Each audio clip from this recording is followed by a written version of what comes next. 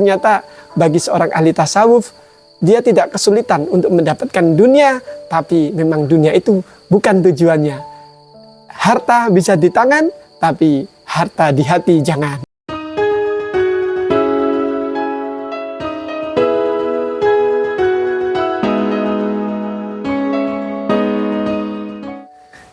Assalamualaikum warahmatullahi wabarakatuh, sahabatku, sahabat beriman yang dirahmati Allah.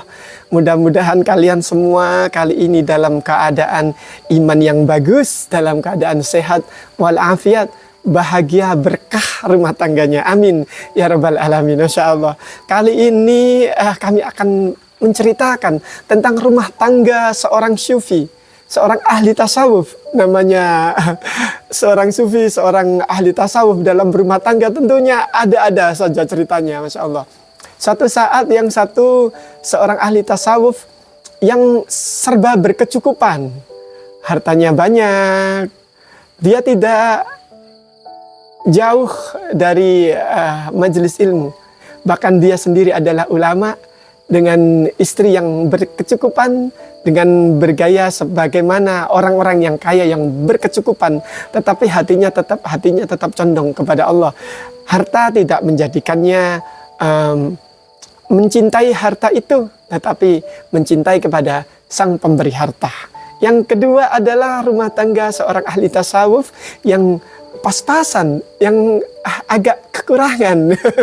Satu saat namanya berumah tangga ada dilema. Ini dua orang ini bersahabat. Yang satu berkecukupan, yang satu pas-pasan. Akhirnya si istri dari seorang ahli tasawuf yang berkecukupan ini, namanya istri kadang menyindir-nyindir dari istri seorang ahli tasawuf yang serba pas-pasan ini. Bagaimana ini hidup kok seperti itu, apa enggak ingin nih kayak gini, saya seperti itulah. Tapi hanya sindiran-sindiran seperti itu. Akhirnya pulang dari rumah, istri dari seorang ahli tasawuf yang pas-pasan ini pun pulang ke rumah dalam keadaan cemberut.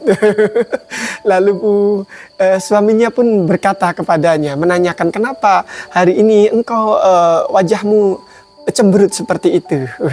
Kemudian si istri menceritakan tentang perihal dia bertemu dengan istri dari seorang ahli tasawuf yang berkecukupan. Intinya dia ingin sekali merasakan kehidupan yang tidak seperti ini, tapi lebih baik lagi, minimal lebih baik ya, seperti istri ahli tasawuf yang berkecukupan itu, agar tidak diremehkan atau gimana seperti itu. Akhirnya si suami seorang ahli tasawuf ini, seorang sufi, seorang soleh, ini pun meminta izin kepadanya sebentar. Oke, kamu tunggu di sini ya, aku sebentar. Akhirnya ahli tasawuf ini pergi ke belakang rumahnya. Di belakang rumahnya itu ada sumur gitu kan. Kemudian dia menimba dari sumurnya itu. Dan dia mudah sekali sebenarnya untuk mendapatkan dunia, mendapatkan harta dunia. Dan ditimbalnya air dan menjadi sebongkah emas. Lalu dibawanya sebongkah emas itu ke hadapan istrinya. Wahai istriku, ini ada sebongkah emas. Sekarang engkau bisa memilih. Engkau memilih sebongkah emas ini atau memilih diriku. Wah, dari itu istrinya pun langsung tersadar, Masya Allah. Istrinya tersadar bahwa dia salah. Dia salah dalam mengambil sikap, menceritakan itu kepada suaminya. Karena rumah tangga seorang ahli tasawuf yang semacam dia, yang pas-pasan, tapi penuh dengan qanaah, penuh dengan rasa syukur. Ini menjadikan dia tidak merasa kekurangan, walaupun dia hidup pas-pasan. Akhirnya istri pun memilih, aku memilih dirimu. Ternyata bagi seorang ahli tasawuf, dia tidak kesulitan untuk mendapatkan dunia, tapi memang dunia itu bukan tujuannya.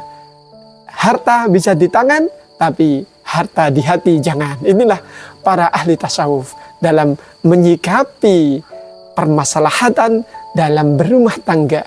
Sungguh semuanya diserahkan kepada Allah. Sungguh semuanya tidak terikat, hampir tidak terikat oleh duniawinya. keduniawian tidak mengganggu hubungannya dengan Allah Subhanahu wa taala. Dia tetap menjadi pribadi yang qanaah, dia tetap menjadi pribadi yang bersyukur. Mudah-mudahan kita semua juga ketularan dari cerita ini agar kita menjadi pribadi-pribadi yang qanaah, yang bahagia, yang berkah rumah tangganya. Assalamualaikum warahmatullahi wabarakatuh.